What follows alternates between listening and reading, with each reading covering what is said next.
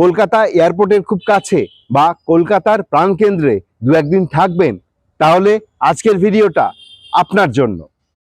আমি কল্পনাও করিনি আস্ত একটা পুকুর দেখতে পাবো, আর পুকুর ভর্তি মাছ।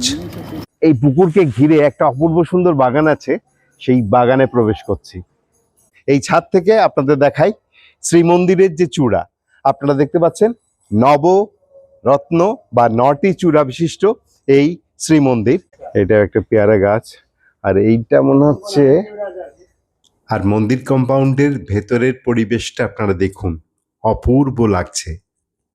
চারিদিকে যেভাবে প্রাকৃতিক সৌন্দর্যতে ভরপুর আছে এই মঠে, মানে কল্পনার বাইরে। আপনারা আসবেন, থাকবেন, দেখবেন, গোবিন্দর নাম নেবেন।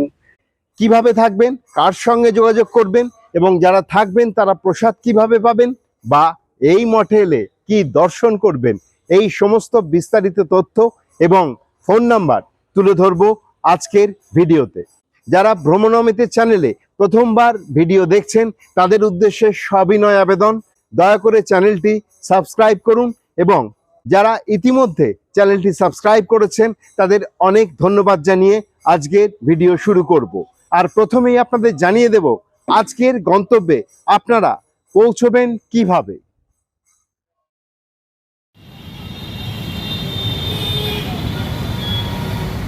ভ্রমণমিতের আর একটা নতুন ভিডিওতে আপনাদের স্বাগত।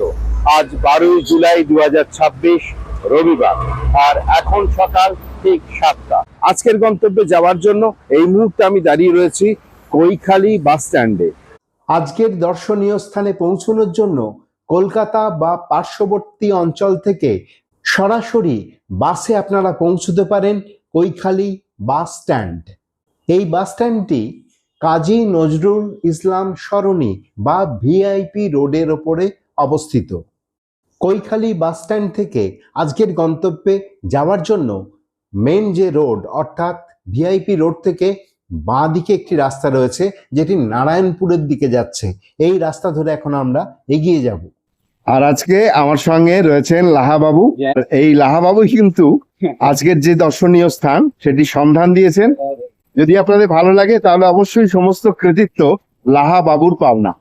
হ্যাঁ, কৈখালী বাস স্ট্যান্ড থেকে আজকের গন্তব্যে যাওয়ার জন্য কোনো রকম রিক্সা, টোটো, অটো, বাস কিচ্ছু দরকার নেই, কারণ জাস্ট 200 মিটার হচ্ছে দূরত্ব।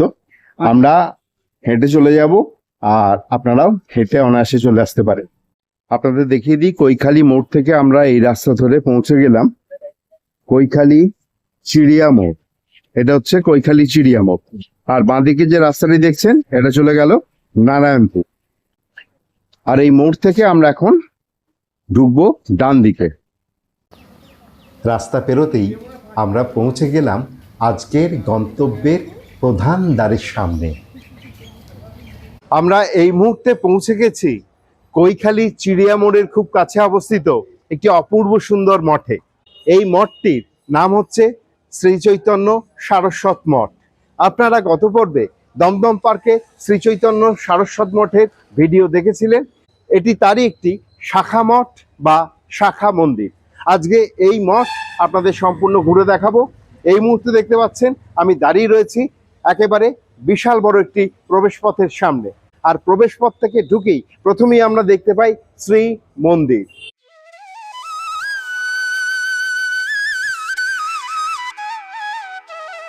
আমরা প্রথমেই দেখলাম শ্রীমন্দিরের বাইরের দৃশ্য, এরপরে আমরা ভেতরে প্রবেশ করব।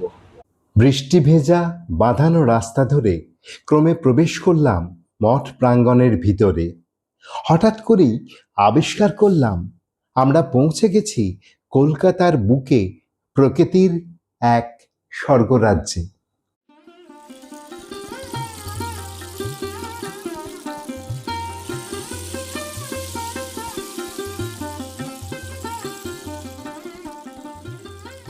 মঠে প্রবেশ করি প্রথমেই আমরা চলে এসেছি এই মঠের যে অপূর্ব সুন্দর প্রকৃতি রয়েছে সেটি আপনাদের সামনে তুলে ধরার জন্য। আর এই মুহূর্তে রয়েছে একটি পুকুরের ধারে। আর এই পুকুরটি যেমন অপূর্ব, এই পুকুরে যারা বসবাস করে তারাও কিন্তু খুব অপূর্ব, অর্থাৎ মাছ এবং কচ্ছপ। সঙ্গে বিস্কুট নিয়ে আসবেন, কারণ এই পুকুরে যারা রয়েছে সেই মাছ এবং কচ্ছপদের যদি আপনারা এখান থেকে বিস্কুট দেন, তারা কিন্তু খুব মজা করে খাবে এবং সেই খাওয়ার দৃশ্য কেমন সেটাও আপনাদের সামনে তুলে ধরছি। আপনারা নিশ্চয়ই শুনতে পাচ্ছেন মাছেদের কলরব। পুরো জল তোলপাড় করে তারা এখন বিস্কুট খাচ্ছে। আর এই বিস্কুট দেওয়ার জন্য অনেক ভক্ত বা সাধারণ দর্শনার্থী এখানে উপস্থিত হয়ে থাকেন। যেমন লাহাবাবু এই মুহূর্তে প্রাণ ভরে এই মাছেদের বিস্কুট খাওয়াচ্ছেন। আর এই মাছেদের যখন বিস্কুট খাওয়াচ্ছিলেন, ঠিক তখনই একটি কচ্ছপ উপস্থিত হয়েছিল। এই যে সেই কচ্ছপ আপনারা দেখতে পাচ্ছেন, এই খাবার নিয়ে চলে গেল। পুকুরের যে সৌন্দর্য সেটি দেখালাম, আর তার পাশাপাশি এখানে যে মাছ রয়েছে সেই মাছেদেরও দৃশ্য আপনাদের সামনে তুলে ধরলাম। এরপরে আমরা এই পুকুরকে ঘিরে একটা অপূর্ব সুন্দর বাগান আছে, সেই বাগানে প্রবেশ করছি। আপনারা দেখতেই পাচ্ছেন প্রচুর গাছপালা রয়েছে। সেই গাছপালা ভেদ করে আমরা দুজন এখন বাগানের উদ্দেশ্যে রওনা হয়েছি। আমরা যে বাগান দেখতে এসেছি, বাগানের একটি ধারেই শৌচালয় রয়েছে, অর্থাৎ আপনারা যারা এমনি ঘুরতে আসবেন, দর্শন করতে আসবেন, তারা এই শৌচালয় ব্যবহার করতে পারেন। আর চলুন এরপর আমরা বাগানে যাই। বাগানে কি কি আছে আপনাদের দেখাই। এটা হচ্ছে পেয়ারা গাছ, তার পাশেও পেয়ারা গাছ, কিন্তু পেয়ারা সেরকম নেই। তাই মানে ছোট ছোট গাছ যেগুলো হয়। আচ্ছা আচ্ছা আচ্ছা আচ্ছা, এই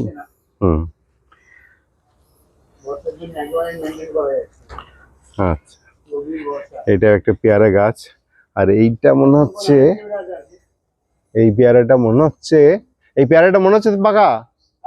হ্যাঁ, ও বাবা, এ তো ধরতেই পেয়ারাটা পট করে খসে গেল। আর একটা 12 মাসের আম গাছ রয়েছে, আমটাও আপনাদের দেখাই। এই যে আম হয়ে রয়েছে। আপনারা নিশ্চয়ই অবাক হচ্ছেন যে কলকাতার মধ্যে এরকম একটা অপূর্ব সুন্দর মঠ রয়েছে, হয়তো আপনারা আগে জানতেন না। আর এই অপূর্ব সুন্দর মঠটির যিনি রূপদান করেছেন, এখন তার সঙ্গে আপনাদের আলাপ করাই। আমরা এখন দর্শন করছি মঠ আচার্য শ্রীলা ভক্তিরসিক ভাগবত মহারাজের। আচ্ছা, আপনাদের এই যে কৈখালীতে মঠটি রয়েছে, এই মঠটি কবে স্থাপিত হয়েছিল? 1978 সালে। 1978 সালে। আচ্ছা, আর এই মঠটা প্রতিষ্ঠা হওয়ার কারণ কি ছিল একটু যদি বলেন। কৃষ্ণনাম প্রচার, আচ্ছা, এবং এখানকার অধিবাসীকে কৃষ্ণ চেতনায় জাগ্রত করা। আচ্ছা, এবং এটা এখানে এসে মানুষের যেন ভগবানের প্রসাদ পায়, হুম, হরিনাম সংকীর্তন যোগদান করতে পারে, আচ্ছা, যুগ ধর্ম মহাপুরুষ নাম সংকীর্তনে অংশগ্রহণ করতে পারে, হুম, এটি কি উদ্দেশ্য। আচ্ছা। আমরা মহারাজের মুখ থেকে আপনাদের শোনালাম এই মঠের ইতিহাস। এরপরে মহারাজ আমাদের মঠ দর্শন করাবেন, অর্থাৎ সম্পূর্ণ মঠ ঘুরে দেখাবেন। মহারাজ প্রথমেই আমাদের নিয়ে এলেন শ্রীমন্দিরে। চলুন আপনাদের শ্রীমন্দিরটি খুব সামনে থেকে দেখাই। আপনারা দেখতে পাচ্ছেন, এটি হচ্ছে নবরত্ন মন্দির। 3টি ধাপে, মোট 9টি চূড়া।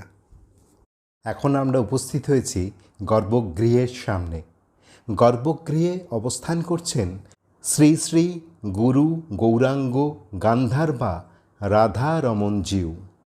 গর্ভগৃহের প্রধান দ্বারের দেওয়াল জুড়ে বিভিন্ন রকমের কারুকার্য দিয়ে সাজানো। অপূর্ব সুন্দর এই মন্দির গর্ভগৃহের ভিতরে শ্রী শ্রী গুরু গৌরাঙ্গ গান্ধার্বা রাধা রমনজিউ অবস্থান করছেন।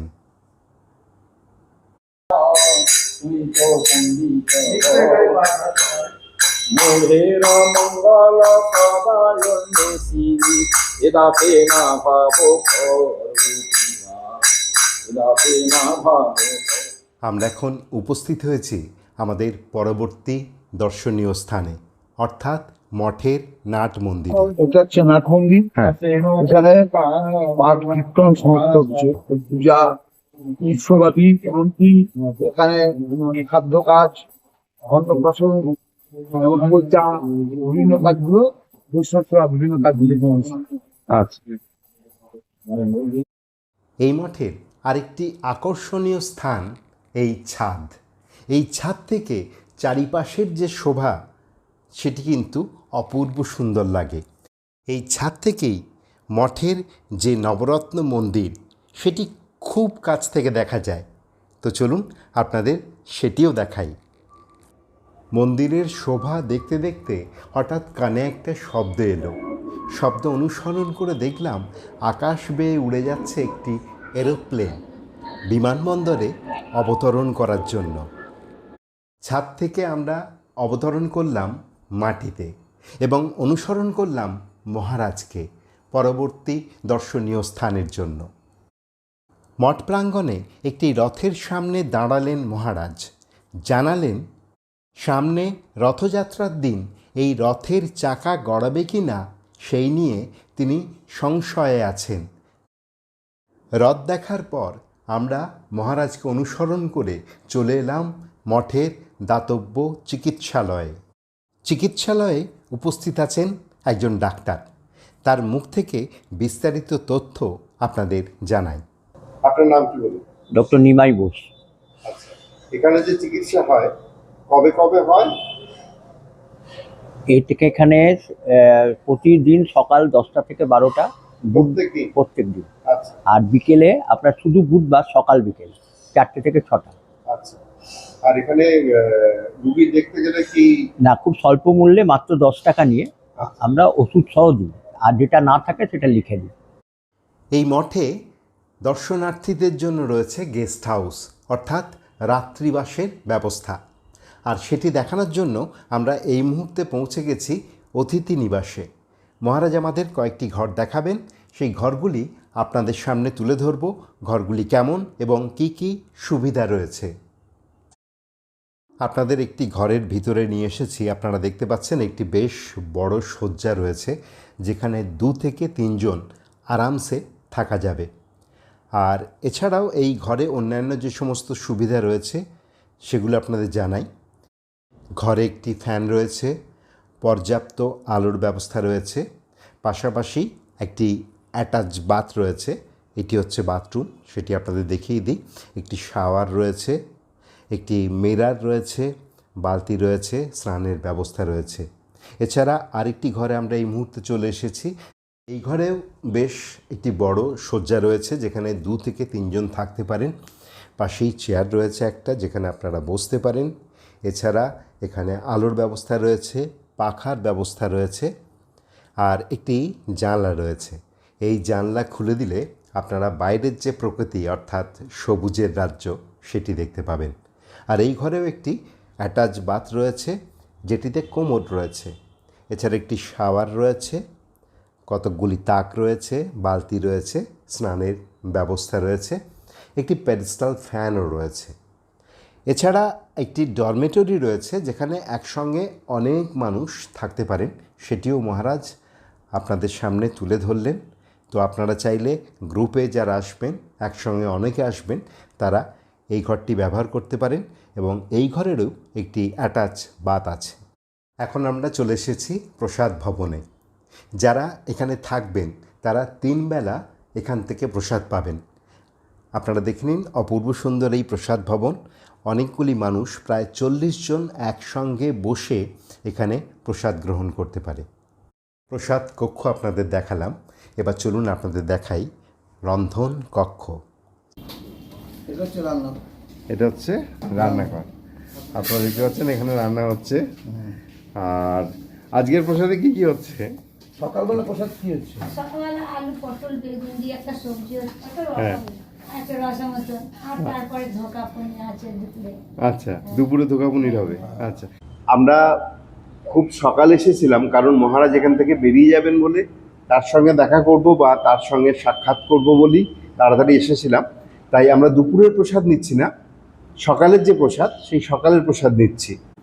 আর আপনারা এখানে যদি প্রসাদ পেতে চান বা এখানকার অতিথি নিবাসে থাকতে চান, কিভাবে থাকবেন বা কি নিয়ম আছে, খরচ কি আছে, বা কোন ফোন নম্বরে যোগাযোগ করবেন, এই সমস্ত বিস্তারিত তথ্য এখন আপনাদের সামনে তুলে ধরব। মহারাজ, এবার আমাকে বলুন যে এখানে যে প্রসাদ কক্ষ আমরা দেখলাম বা অতিথি নিবাস দেখলাম, এখানে থাকা এবং প্রসাদের জন্য কি চার্জেস পড়তে পারে পার হেড? থাকার জন্য পার ডে 300 টাকা, আর প্রসাদের জন্য টোটাল 3 বেলা প্রসাদ 500 কোটি সব মিলিয়ে 500 টাকা প্রত্যেকের জন্য।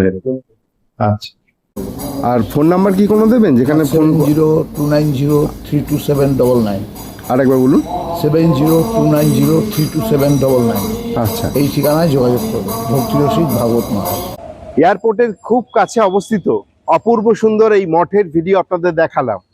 এখানে আপনারা কি দর্শন করবেন, কিভাবে পৌঁছবেন এবং এখানে থাকা এবং প্রসাদের জন্য কি খরচ আছে বা কিভাবে যোগাযোগ করবেন, এই সমস্ত বিস্তারিত তথ্য তুলে ধরলাম আজকের ভিডিওতে।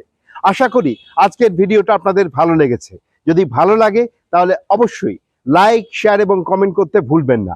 আর ভ্রমণামিতের চ্যানেলে যারা প্রথমবার এলেন এবং ভিডিও দেখলেন তাদের উদ্দেশ্যে বলছি, প্লিজ প্লিজ প্লিজ সাবস্ক্রাইব করুন এবং ভ্রমণামিতের সাথে থাকুন, পাশে থাকুন। সকলে খুব ভালো থাকবেন। আজকের মতো টাটা।